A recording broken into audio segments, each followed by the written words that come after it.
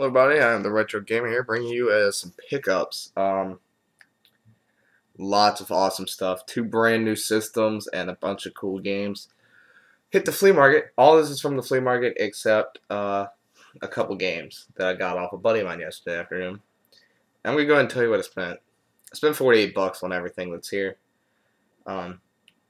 There's actually 4 games that are missing that I donated to my friend's collection because I'm nice. I spent 48 on everything here. So let's get into stuff that I got from my friend yesterday afternoon. My friend used to be a really big Pokemon player, and I asked him, did he want to sell his games, and he said yes. And also, he has this Game Boy, and it's like the limited edition Platinum Onyx or whatever. It's a $200 Game Boy, and I'm gonna get it off him for 15 bucks because he doesn't know that's worth that. So I picked up some of the Pokemon games. I bought them all, but I donated the other 4 because, well, we traded, I think. I don't remember what we traded, though. The first one is Pokemon Sapphire. It's a kind of pricey game. It can go from around $15 to $20, I think. Maybe less than 15, maybe around 10 to 20. But this is the one I had growing up, so this is awesome. He had Ruby, Sapphire, Emerald, Fire Red, Leaf Green, and a couple others.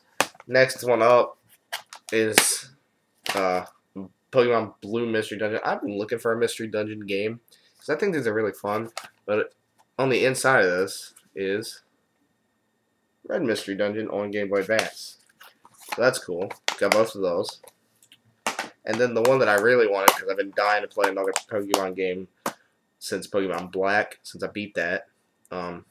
He had Diamond, and I paid him $25, I think, for all of these, which I think is a great deal. This sells for 20 bucks at GameStop, and Blue Rescue Team is like $12.99, and Sapphire can go up there. So these really paid for themselves. All right, stuff at the flea market. Let's start with the games. My friend actually bought this and then traded it to me, and I'm very, very happy to have this because I have been looking for this game. And it's in really good shape other than a little nick on the top label. That is Super Mario 2. I actually didn't have this one. I had 1 and 3, but I did not have 2. And honestly, I hate this game. I don't like Super Mario Bros. 2. I like the music, but not like the game. But now I have 1, 2, and 3, so that's cool. The first vendor I walked into actually had these. They were all a buck a piece. They're like $5 games, maybe. Rockin' Ball. I looked this game up, and it's actually a pinball game. So that's cool. I don't have it. I don't have any of the stuff that I bought. A really, really horrible game by Vic Tokai. Kid Cool. This game is horrible. I played it.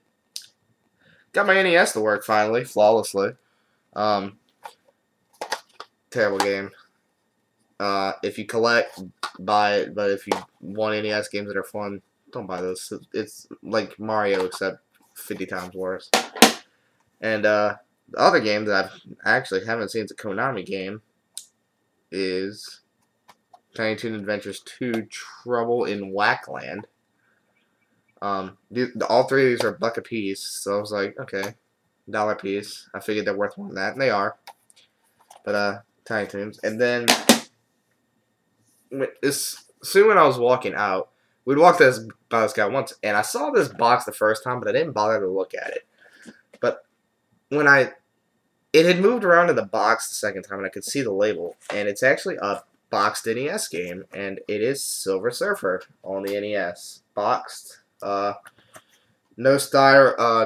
plastic, but it does have the manual and the game, like mint condition. The box is in, pretty rough shape, but it's really awesome to have another boxed NES game. These are cool. So Silver Surfer, awful game, absolutely terrible game though. It's a shame. Game sucks. Systems. I got 2 systems, and I paid a grand total of $23 for both of these. They were different vendors. I'll start with the one that's pretty common. I saw 5 of these fuckers while I was there, and I've never seen one before yesterday. And it's a Model 2 Sega Genesis, and I paid $3 for this thing. No cables, No controller, but it came with Sonic 2, which is ripped all to hell on the label. Unfortunately, I do not have a power cable for it, and I do not have an AV cable for it. But, you know, for $3, I wasn't going to let it sit there. And then the big heavy hitter, which it really saddens me because it doesn't have a power cable. And power cables are expensive, so if anybody out there can help me out with this, and if anybody knows a power cable that will work with it, is this.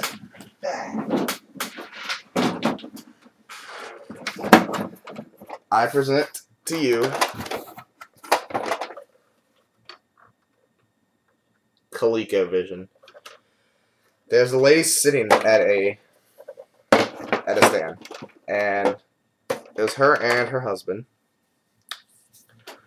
She wanted $25 for it, but it didn't have power cable, didn't have any ASC or AV out cables. So I told her I would give her $20 for this plus the games. She didn't want to sell the games with the system, but I talked her into it, and I looked them up. They're not really a lot of expensive games, and the labels are coming off a lot of these. But the first one up is Donkey Kong. Came with the system. It was like a bundle game, I think.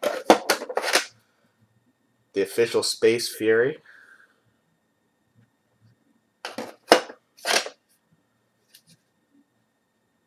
Looping.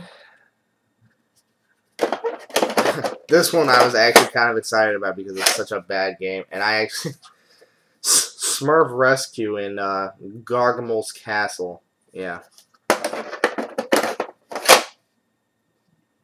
Carnival. I don't know what this is.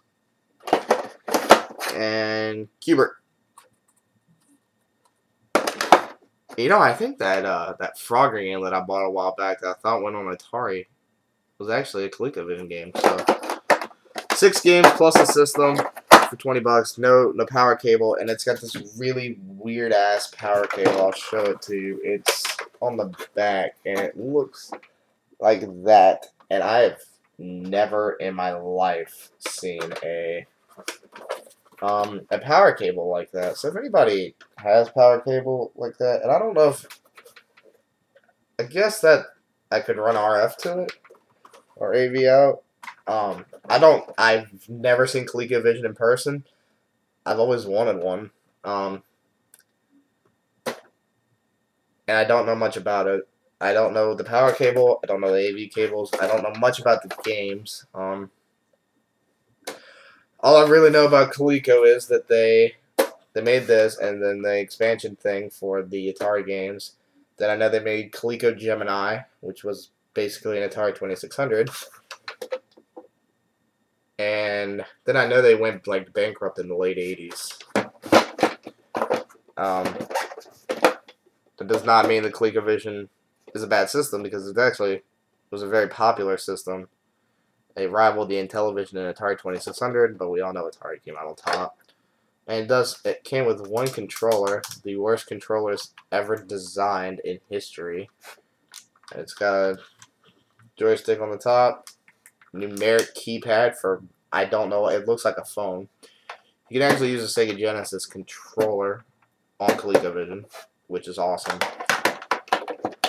Because I'm probably going to be using a Sega Genesis controller. I'd rather use that than this thing. I mean, I don't know what their deal was with the numeric keypads, but, you know, everybody used them. Intellivision had a numeric keypad. ColecoVision had a numeric keypad. I think Atari Jaguar had a numeric keypad, and I don't know why. But that's it for my finds, guys. Model 2 Genesis for $3 is a great deal. These things sell right around $20 to $25. I wasn't going to let it sit down for there. 3. ColecoVision with games. This is the best thing I've probably ever found out in the wild, in all honesty, other than a couple of games here and there. I mean, you don't see these things. Not around here. I don't know about you guys, but I've never owned a ColecoVision. I've never seen ColecoVision. My dad... why won't this go on? My dad told me that he actually had one as a kid, but he sold it, and I don't know why.